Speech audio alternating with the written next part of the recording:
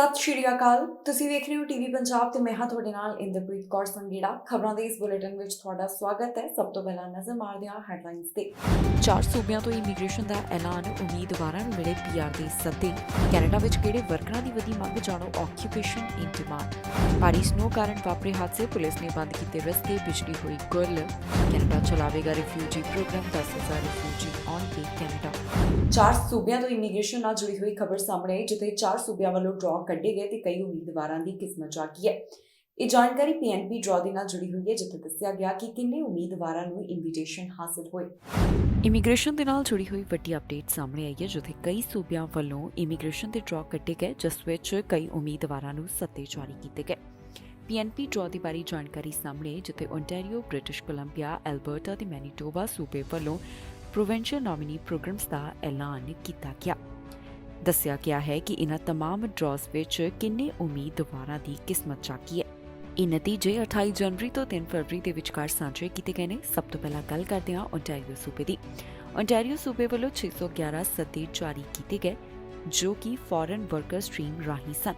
ਇਹ ਡਰਾਅ 31 ਜਨਵਰੀ ਨੂੰ ਐਲਾਨ ਕੀਤਾ ਗਿਆ ਤੇ ਇਸ ਵਿੱਚ ਇਨਵੀਟੇਸ਼ਨ ਹਾਸਲ ਕਰਨ ਵਾਸਤੇ ਘੱਟੋ-ਘੱਟ 53 ਸਕੋਰ ਦੀ ਜ਼ਰੂਰਤ ਸੀ। ਇਸ ਤੋਂ ਇਲਾਵਾ ਓਨਟਾਰੀਓ ਸੂਬੇ ਵੱਲੋਂ 2 ਟਾਰਗੇਟਡ ਡਰਾਅ ਵੀ ਕੱਢੇ ਗਏ, ਜਿਸ ਵਿੱਚ 2 ਫਰਵਰੀ ਦੌਰਾਨ ਇਨਵੀਟੇਸ਼ਨ ਜਾਰੀ ਕੀਤੇ ਗਏ। ਪ੍ਰੋਵਿੰਸ ਵੱਲੋਂ 1175 ਉਮੀਦਵਾਰਾਂ ਨੂੰ ਸੱਦੇ ਦਿੱਤੇ ਗਏ, ਜੋ ਕਿ ਟੈਕ ਆਕਿਊਪੇਸ਼ਨ ਨਾਲ ਜੁੜੇ ਹੋਏ ਸਨ। ਹੁਣ ਗੱਲ ਕਰਦੇ ਹਾਂ ਐਲਬਰਟਾ ਸੂਬੇ ਦੀ। ਐਲਬਰਟਾ ਸੂਬੇ ਵੱਲੋਂ 154 ਨੋਟੀਫਿਕੇਸ਼ਨ ਜਾਰੀ ਕੀਤੇ ਗਏ ਹਨ।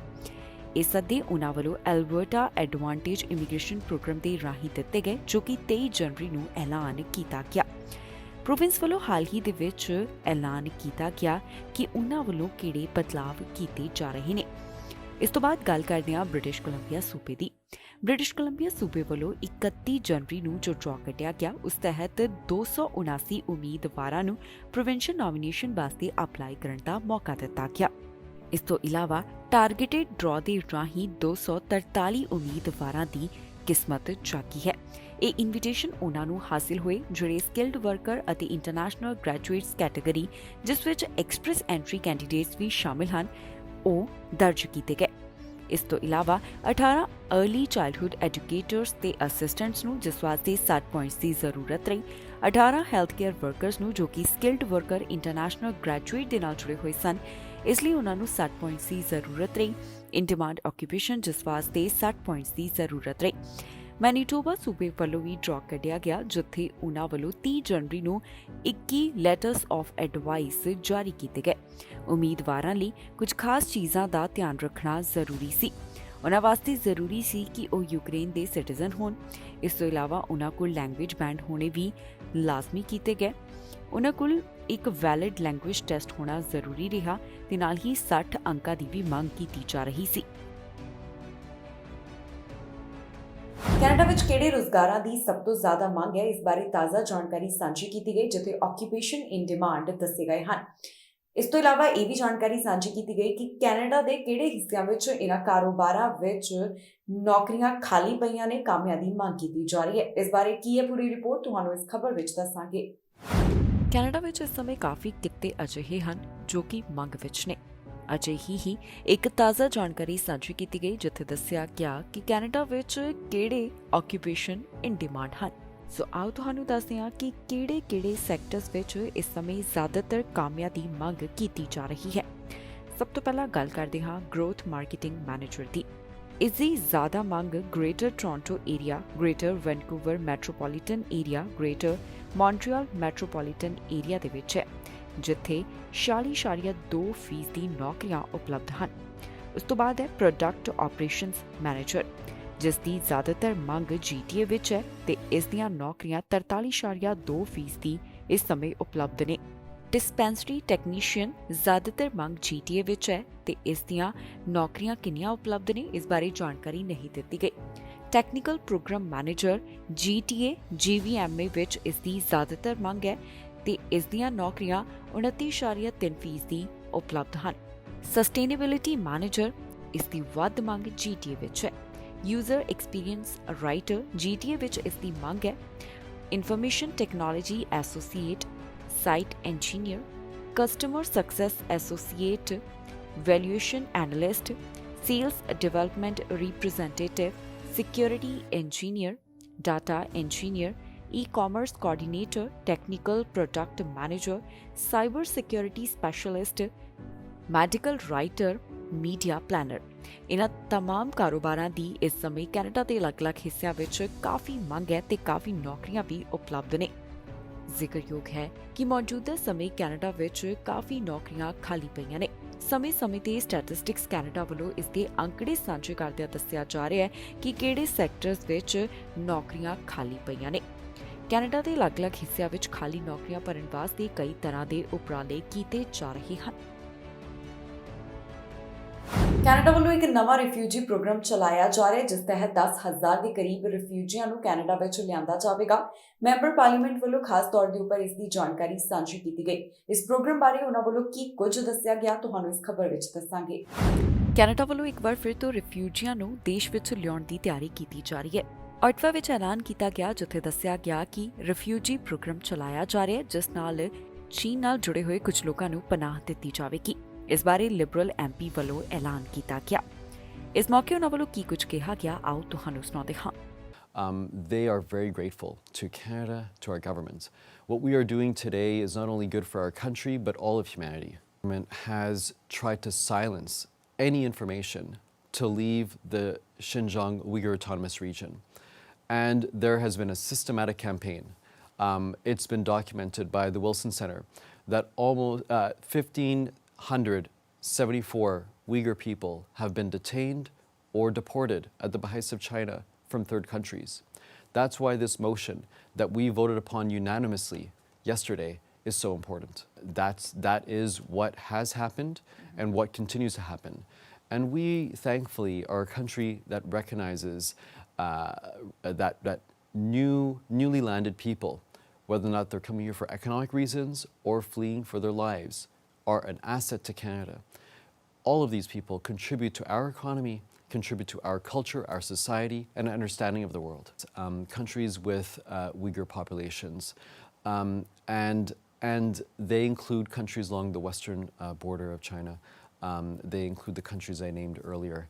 What's important is that we are stepping up to our international responsibilities, protecting people who are very vulnerable. We are setting a positive example for the international community.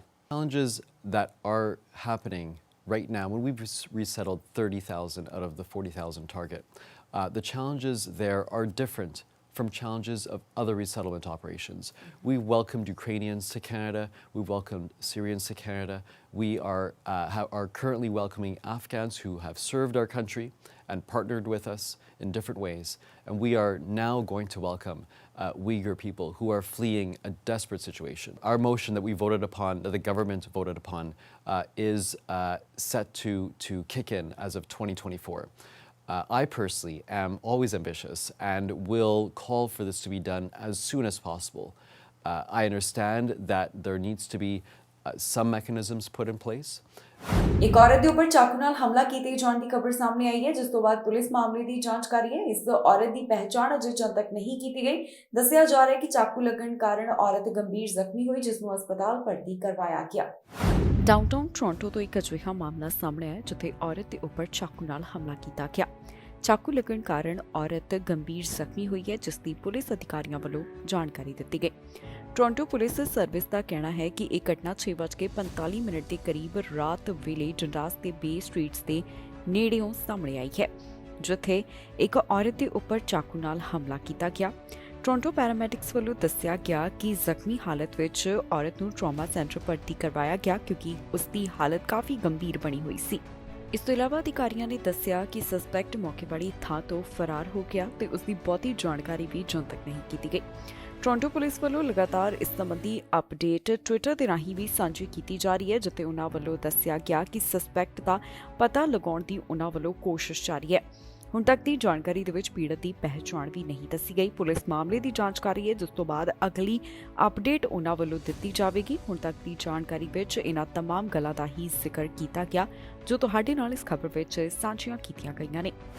Ontario ਸੂਬੇ ਵਿੱਚ 2 million ਤੋਂ ਵੱਧ ਲੋਕ ਬਿਨਾਂ ਡਾਕਟਰ ਦੇ ਹਨ। Family doctor ਦੇ ਨਾਲ ਜੁੜੀ ਹੋਈ ਓਨਟਾਰੀਓ ਸੂਬੇ ਤੋਂ ਖਬਰ ਸਾਹਮਣੇ ਆਈ, ਜਿੱਥੇ ਹੈਰਾਨ ਕਰਨ ਵਾਲਾ ਖੁਲਾਸਾ ਹੋਇਆ। ਰਿਪੋਰਟ ਵਿੱਚ ਦੱਸਿਆ ਗਿਆ ਕਿ ਮੌਜੂਦਾ ਸਮੇਂ ਕਿੰਨੇ ਲੋਕ ਅਜਿਹੇ ਹਨ ਜਿਨ੍ਹਾਂ ਕੋਲ ਫੈਮਿਲੀ ਡਾਕਟਰ ਨਹੀਂ। ਓਨਟਾਰੀਓ ਸੂਬੇ ਤੋਂ ਡਾਕਟਰ ਨਾਲ ਜੁੜੀ ਹੋਈ ਇੱਕ ਅਹਿਮ ਖਬਰ ਸਾਹਮਣੇ ਆਈ ਹੈ, ਜਿੱਥੇ ਰਿਪੋਰਟ ਤੋਂ ਕਾਫੀ ਗੱਲਾਂ ਨਿਕਲ ਕੇ ਸਾਹਮਣੇ ਆਈਆਂ ਨੇ। ਓਨਟਾਰੀਓ ਵਿੱਚ 2 ਮਿਲੀਅਨ ਲੋਕ ਅਜਿਹੇ ਹਨ ਜਿਨ੍ਹਾਂ ਕੋਲ ਫੈਮਿਲੀ ਡਾਕਟਰ ਨਹੀਂ। ਇਹ ਸਾਰੀ ਜਾਣਕਾਰੀ ਨਵੀਂ ਰਿਪੋਰਟ ਵਿੱਚ ਸਾਂਝੀ ਕੀਤੀ ਗਈ ਹੈ, ਜਿਸ ਤੋਂ ਬਾਅਦ ਡਾਕਟਰ ਮਾਈਕਲ ਦਾ ਕਹਿਣਾ ਹੈ ਕਿ ਇਹ ਅੰਕੜੇ ਦੇਖ ਕੇ ਮੈਂ ਹੈਰਾਨ ਨਹੀਂ ਹਾਂ। ਦੱਸਿਏ ਕਿ ਸਾਲ 2020 ਵਿੱਚ ਓਨਟਾਰੀਓ ਸੂਬੇ ਅੰਦਰ 1.8 ਮਿਲੀਅਨ ਲੋਕ ਅਜਿਹੇ ਸਨ ਜਿਨ੍ਹਾਂ ਕੋਲ ਫੈਮਿਲੀ ਡਾਕਟਰ ਨਾ ਹੋਣ ਦੀ ਜਾਣਕਾਰੀ ਸਾਹਮਣੇ ਆਈ ਤੇ ਬਾਅਦ ਵਿੱਚ ਇਹ ਗਿਣਤੀ 2.2 ਮਿਲੀਅਨ ਤੱਕ ਪਹੁੰਚ ਗਈ ਹੈ। ਇਸ ਦੇ ਪਿੱਛੇ ਕਈ ਕਾਰਨ ਮੰਨੇ ਜਾ ਰਹੇ ਨੇ। ਇੱਕ ਕਾਰਨ ਹੈ ਕਿ ਜੋ ਇਸ ਸੂਬੇ ਵਿੱਚ ਪਹਿਲਾਂ ਦੇ ਮੁਕਾਬਲੇ ਆਬਾਦੀ ਅੰਦਰ ਵਾਧਾ ਦਰਜ ਕੀਤਾ ਗਿਆ ਹੈ। ਮੌਜੂਦਾ ਸਮੇਂ ਮੁੱਦਾ ਕੈਨੇਡਾ ਵਿੱਚ ਚਰਚਾ ਦਾ ਵਿਸ਼ਾ ਬਣਿਆ ਹੋਇਆ, ਜਿੱਥੇ ਹੈਲਥ ਕੇਅਰ ਨੂੰ ਲੈ ਕੇ ਲਗਾਤਾਰ ਅਲੱਗ-ਅਲੱਗ ਮੰਤਰੀ ਆਪਣੇ ਵਿਚਾਰ ਸਾਂਝੇ ਕਰਦੇ ਹੋਏ ਦਿਖਾਈ ਦੇ ਰਹੇ ਨੇ। ਹੈਲਥ ਕੇਅਰ ਦੀ ਜੇਕਰ ਗੱਲ ਕੀਤੀ ਜਾਵੇ ਤਾਂ ਜਗਮੀਤ ਸਿੰਘ ਵੱਲੋਂ ਵੀ ਸਮੇਂ-ਸਮੇਂ ਤੇ ਇਹ ਮੁੱਦਾ ਚੁੱਕਿਆ ਜਾ ਰਿਹਾ ਹੈ ਤੇ ਹਾਲ ਹੀ ਵਿੱਚ ਉਹਨਾਂ ਵੱਲੋਂ ਪਾਰਲੀਮੈਂਟ ਵਿੱਚ ਇਸ ਸੰਬੰਧੀ ਬਹਿਸ ਕਰਵਾਉਣ ਦੀ ਵੀ ਮੰਗ ਕੀਤੀ ਗਈ ਸੀ। ਕੈਨੇਡਾ ਦੇ ਕੁਝ ਹਿੱਸੇ ਭਾਰੀ ਸਨੋ ਕਾਰਨ ਪ੍ਰਭਾਵਿਤ ਹੋ ਰਹੇ ਨੇ। ਲੋਕਾਂ ਨੂੰ ਪਰੇਸ਼ਾਨੀ ਦਾ ਸਾਹਮਣਾ ਕਰਨਾ ਪੈ ਰਿਹਾ ਹੈ। ਕਈ ਘਰਾਂ ਦੀ ਬਿਜਲੀ ਅਜੇ ਵੀ ਗੁੱਲ ਹੈ, ਜਿਸ ਨੂੰ ਠੀਕ ਕਰਨ ਦੀ ਲਗਾਤਾਰ ਕੋਸ਼ਿਸ਼ ਕੀਤੀ ਜਾ ਰਹੀ ਹੈ। ਇਸ ਤੋਂ ਇਲਾਵਾ ਓਨਟਾਰੀਓ ਪੁਲਿਸ ਵੱਲੋਂ ਖਾਸ ਤੌਰ ਦੇ ਉੱਪਰ ਜਾਣਕਾਰੀ ਸਾਂਝੀ ਕਰਦਿਆਂ ਦੱਸਿਆ ਗਿਆ ਕਿ ਭਾਰੀ ਸਨੋ ਦੇ ਕਾਰਨ ਉਹਨਾਂ ਵੱਲੋਂ ਕੁਝ ਹਿੱਸੇ, ਕੁਝ ਹਾਈਵੇ ਬੰਦ ਕੀਤੇ ਜਾ ਰਹੇ ਨੇ। ਕਈ ਥਾਂ ਤੇ ਹਾਦਸਾ ਹੋਣ ਦੀ ਵੀ ਜਾਣਕਾਰੀ ਦਿੱਤੀ ਗਈ। ਕੜਾਕੇ ਦੀ ਠੰਡ ਕਾਰਨ ਲੋਕ ਕਾਫੀ ਪਰੇਸ਼ਾਨ ਨੇ। ਬਹੁਤ ਸਾਰੇ ਘਰਾਂ ਦੀ ਬਿਜਲੀ ਵੀ ਗੁੱਲ ਹੈ। ਤਾਜ਼ਾ ਜਾਣਕਾਰੀ ਨੋਵਾ ਸਕੋਸ਼ੀਆ ਤੋਂ ਸਾਹਮਣੇ ਆਈ, ਜਿੱਥੇ ਬੇਹੱਦ ਠੰਡ ਦੇ ਕਾਰਨ 21,000 ਤੋਂ ਵੱਧ ਗ੍ਰਾਹਕਾਂ ਨੂੰ ਬਿਨਾਂ ਬਿਜਲੀ ਦੇ ਰਹਿਣਾ ਪੈ ਰਿਹਾ ਹੈ। ਇਸ ਸੂਬੇ ਦੀਆਂ 3 ਕਾਉਂਟੀਜ਼ ਵਾਸਤੇ ਮੌਸਮ ਦੀ ਚੇਤਾਵਨੀ ਵੀ ਜਾਰੀ ਕੀਤੀ ਗਈ ਹੈ। ਤਾਜ਼ਾ ਜਾਣਕਾਰੀ ਮੁਤਾਬਕ ਦੱਸਿਆ ਗਿਆ ਕਿ 21,000 ਦੇ ਕਰੀਬ ਲੋਕ ਅਜਿਹੇ ਹਨ ਜਿਨ੍ਹਾਂ ਦੇ ਘਰਾਂ ਦੀ ਬਿਜਲੀ ਅਜੇ ਤੱਕ ਵਾਪਸ ਨਹੀਂ ਆਈ। ਇਸ ਦੇ ਪਿੱਛੇ ਵੱਡਾ ਕਾਰਨ ਇਹੀ ਮੰਨਿਆ ਗਿਆ ਕਿ ਜੋ ਤੇਜ਼ ਹਵਾਵਾਂ ਚੱਲ ਰਹੀਆਂ ਨੇ, ਕਈ ਥਾਵਾਂ ਤੇ ਦਰੱਖਤ ਡਿੱਗ ਗਏ ਤੇ ਬਿਜਲੀ ਪ੍ਰਭਾਵਿਤ ਹੋ ਗਈ। ਇਸ ਦੀ ਜਾਣਕਾਰੀ ਨੋਵਾ ਸਕੋਸ਼ੀਆ ਦੇ ਪਾਵਰਜ਼ ਦੇ ਸੀਨੀਅਰ ਡਾਇਰੈਕਟਰ ਵੱਲੋਂ ਸਾਂਝੀ ਕੀਤੀ ਗਈ ਹੈ। ਮੌਸਮ ਸੰਬੰਧੀ ਜੋ ਜਾਣਕਾਰੀ ਸਾਹਮਣੇ ਆਈ, ਉੱਥੇ ਇਨਵਾਇਰਨਮੈਂਟ ਕੈਨੇਡਾ ਵੱਲੋਂ ਠੰਡ ਦੀ ਚੇਤਾਵਨੀ ਜਾਰੀ ਕੀਤੀ ਗਈ, ਜਿੱਥੇ ਤਾਪਮਾਨ ਮਾਈਨਸ ਦੇ ਵਿੱਚ ਦਰਜ ਕੀਤੇ ਜਾਣ ਦੀ ਵੀ ਅਪਡੇਟ ਉਹਨਾਂ ਵੱਲੋਂ ਦਿੱਤੀ ਗਈ ਹੈ। ਉਹਨਾਂ ਦਾ ਕਹਿਣਾ ਹੈ ਕਿ ਜ਼ਿਆਦਾਤਰ ਇਲਾਕਿਆਂ ਦੇ ਵਿੱਚ ਅਜਿਹੀ ਹੀ ਸਥਿਤੀ ਰਹਿਣ ਵਾਲੀ ਹੈ।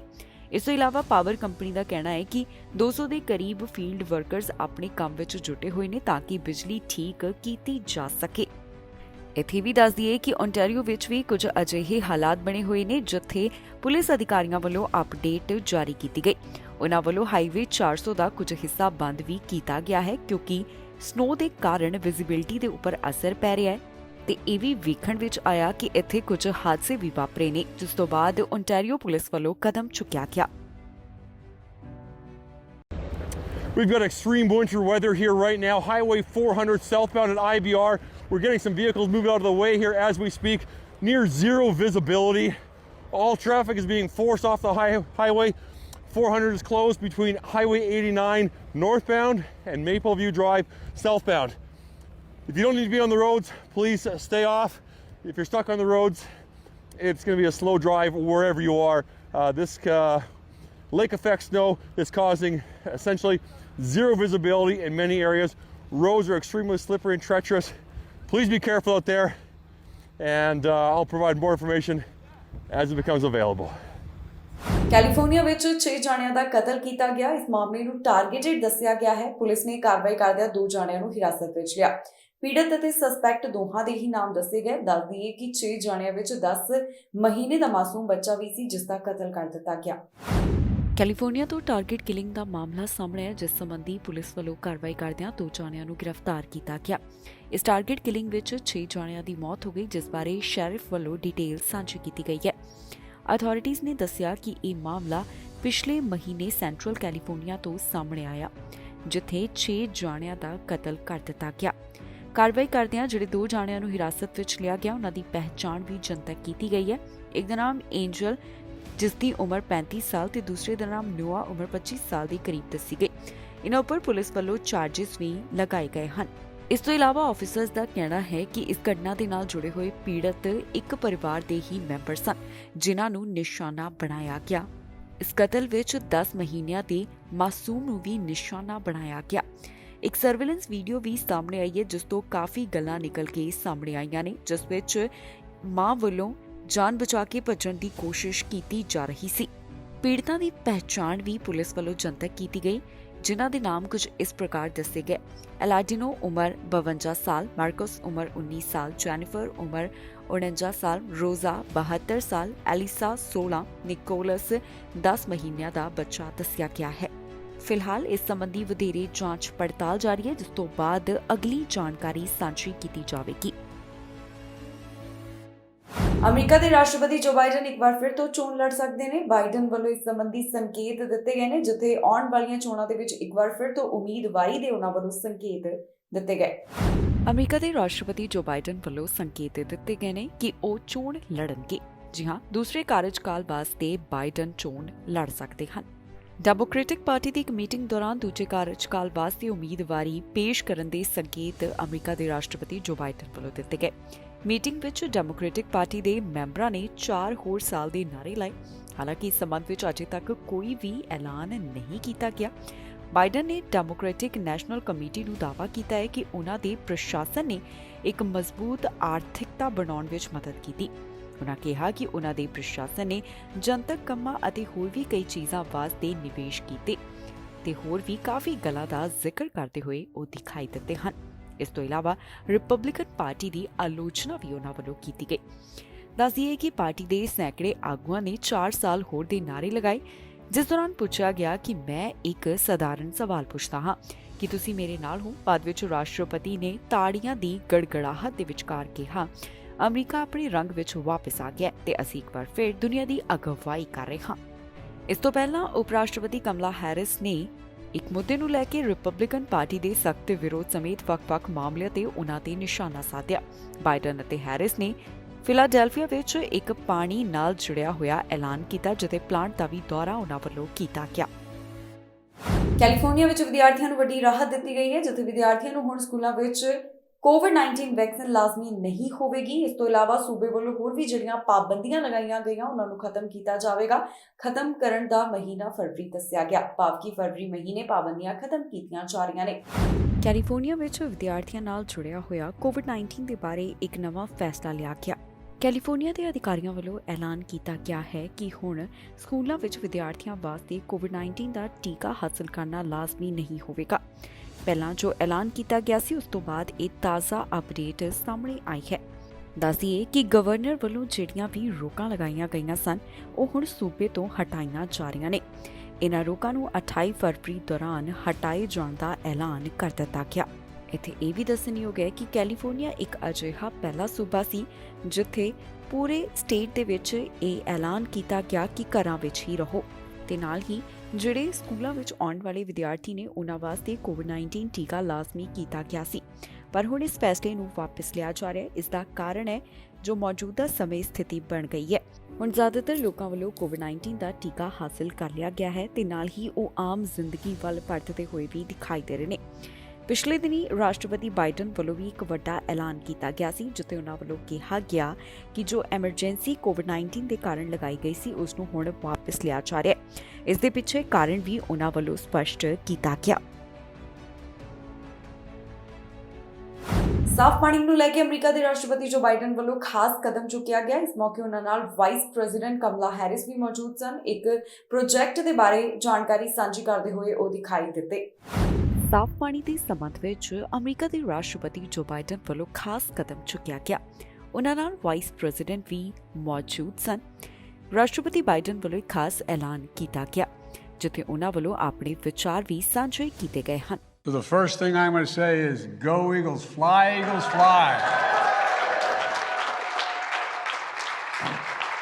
Now, the good news is I happen to mean it, but even if I didn't, I'd say it. You know why? Otherwise, I'd be sleeping alone. She is, everybody sit down.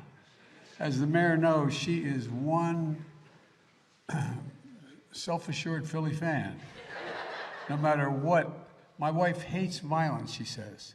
I told Bobby Casey this. We went to a Flyers game a couple years ago, and the fights, and the Secret Service is in a box and next to us. Anyway, and there's a fight breaks out, and my wife, who hates violence, goes, "Hit him, get him!" Here, jumping up. The Secret Service looking, where the heck did that come from?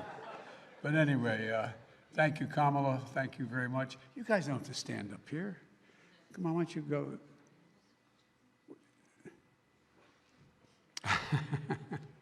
You've been a leader in this issue for a long time because you know how much it matters.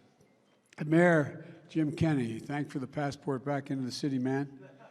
You know, for years and years, when Delaware didn't have its own television station before everything was Philadelphia, I was as popular in Philly as I was everywhere else, you know what I mean? They had to cover us, you know, I mean, well, I don't know about I still am, but I'm happy to be here with the new governor, Josh Shapiro. Josh, you're going to be a great governor.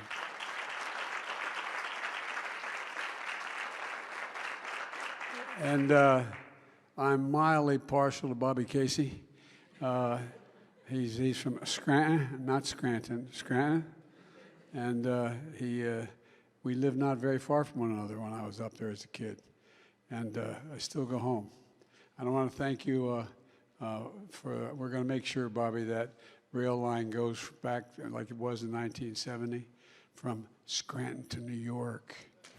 America Mexico border ਦੇ ਨਾਲ ਜੁੜੀ ਹੋਈ ਵੱਡੀ ਖਬਰ ਸਾਹਮਣੇ ਆਈ ਹੈ, ਜਿੱਥੇ ਦੱਸਿਆ ਗਿਆ ਕਿ ਜਿਹੜੇ ਗੈਰ ਕਾਨੂੰਨੀ ਤਰੀਕੇ ਨਾਲ ਬਾਰਡਰ ਟੱਪ ਕੇ ਅਮਰੀਕਾ ਵਿੱਚ ਦਾਖਲ ਹੁੰਦੇ ਨੇ ਉਹਨਾਂ ਕੋਲੋਂ ਕਾਫੀ ਜ਼ਿਆਦਾ ਪੈਸੇ ਵਸੂਲੇ ਜਾ ਰਹੇ ਨੇ। ਖਾਸ ਤੌਰ ਦੇ ਉੱਪਰ ਭਾਰਤੀਆਂ ਦਾ ਜ਼ਿਕਰ ਕੀਤਾ ਗਿਆ ਜਿਨ੍ਹਾਂ ਕੋਲੋਂ ਭਾਰੀ ਰਕਮ ਮੰਗੀ ਜਾ ਰਹੀ ਹੈ।